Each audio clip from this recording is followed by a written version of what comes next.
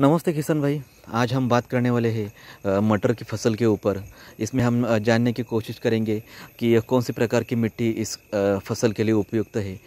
इसकी बुआई कौन से महीने में करनी चाहिए, ज़मीन के दौरान कौन से खाद इसमें यूज़ करना चाहिए, उपयोग करना चाहिए, सिंचाई कब करनी चाहिए। ये सब सवालों के जवाब इस वीडियो में हम ढूंढने की कोशिश करेंगे। मैं हूँ प्रमोद निकम और आप देख रहे हैं अपनी खेती अपनी प्रगति यूट्यूब चैनल।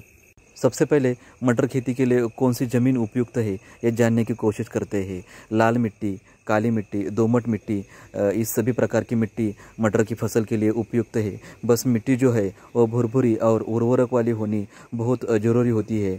ज़्यादा से ज़्यादा नमी बना के रखने वाली मिट्टी जो है वो बहुत ज़रूरी होती है मटर की फसल के लिए। ऐसी मिट्टी वाली ज़मीन हमें सही तरह से जुताई करके लेनी चाहिए और इसमें 2 से 3 ट्रॉली गोबर खाद डालकर फिर से जुताई करनी चाहिए। अच्छी तरह जुताई होना बहुत ज़रूरी है इस मटर की फसल के लिए। अच्छी तरह से जुताई करने के बाद ही हमें मटर की बुआई करनी है।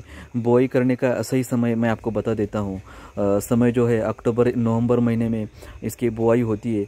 इसके लिए उपयुक्त जो टेम्परेचर है वो 14 डिग्री सेल्सियस लेके हम 30 डिग्री सेल्सियस तक इसकी तापमान की में इसकी बुआई कर सकते हैं। बुआई के लिए आप ट्रैक्टर का इस्तेमाल कर सकते हैं। बुआई करते समय मटर के साथ आपको खाद की भी बुआई करनी है। वो कौन से खाद लगने वाले हैं इसके बारे में भी मैं आपको बता देता हूँ। कम से कम 1 एकड़ के लिए 50 केजी खाद होना बहुत ज़रूरी है। इसमें आप 12-32-16 या फिर 10-26-26 या फिर DAP का इस्तेमाल कर सकते हैं बुआई करने के लिए। बुआई करने के लिए कितनी मटर की आवश्यकता होती है मैं आपको बताता हूँ। 30 केजी प्रति एकड़ के हिसाब से हमें बुआई करनी है मटर की।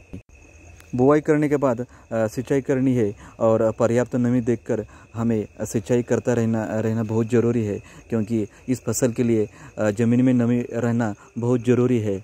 मटर की फसल को पानी की मात्रा बहुत कम लगती है, लेकिन नमी देख कर ही हमें इसकी सिंचाई करनी है। ज़्यादातर हमें जो है फूलों की अवस्था और दाना भरने की जो अवस्था होती है इसमें सिंचाई के ऊपर विशेष ध्यान रखना होता है मेरे किसान भाइयों।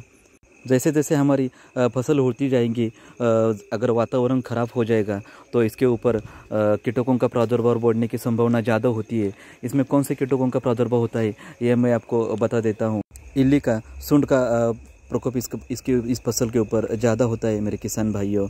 इसके बाद जो रस शोषक कीट होते हैं इसका प्रादुर्भाव भी ज़्यादा होता है इस फसल के ऊपर। कीटकों का प्रादुर्भाव कम करने के लिए आप कृषि विशेषज्ञ जो होते हैं उनसे जानकारी लेके आप कीटनाशकों का इस्तेमाल कर सकते हैं इस फसल के ऊपर। आपने कौन से कंपनी का बीज इस्तेमाल किया है, क्योंकि मार्केट में अभी बहुत सारी कंपनियां बीज उत्पादक कंपनियां हैं। इसमें आपने कौन से कंपनी का बीज इस्तेमाल किया है इसके ऊपर आपका फसल निकलना डिपेंड है मेरे किसान भाइयों। 60 दिन से लेके 80 दिन तक ये फसल निकलना बहुत ज़रूरी है। आपने अगर सही तरह से अपनी ज़मीन की जुताई की, सही तरह से सिंचाई की, अगर बीज अच्छा होगा तो आपको सही तरह से इसका उत्पादन भी मिल जाएगा मेरे किसान भाई। आपको मैंने सभी प्रकार की जानकारी तो दी मेरे किसान भाइयों, लेकिन अभी आप जो प्लॉट देख रहे हैं ये महाराष्ट्र के किसान ने किया हुआ प्लॉट है। ये फरवरी में इसकी बुआई की थी, अभी मार्च महीना आया है। 15 दिन के बाद इसकी हार्वेस्टिंग शुरू हो जाएगी और इसको जो रेट मिलने वाला है वो साधारणतः 70 से लेकर 80 रुपये किलो तक इसका रेट मिलने वाला है। क्योंकि ये और सीज़न में किया हुआ प्लॉट है, उत्पादन तो ज़्यादा मिलने वाला नहीं है, लेकिन मुनाफा जो है और उत्पादन का अगर सही तरह से इस हिसाब करेंगे हम लोग तो वहीं पर जाने वाला है। किसान भाइयों, अगर वीडियो आपको अच्छा लगा होगा तो ज़रूर लाइक कर दीजिएगा, अपने दोस्तों के साथ ज़रूर शेयर कर दीजिएगा। अगर अपने चैनल के ऊपर अगर कोई नया है तो साइड में दिए गए बेल आइकन को दबा दीजिएगा, तभी आपको नए जानकारी मिलेंगी वीडियो की। अगर सब्सक्राइब नहीं किया है तो पहले सब्सक्राइब कर दीजिएगा। धन्यवाद।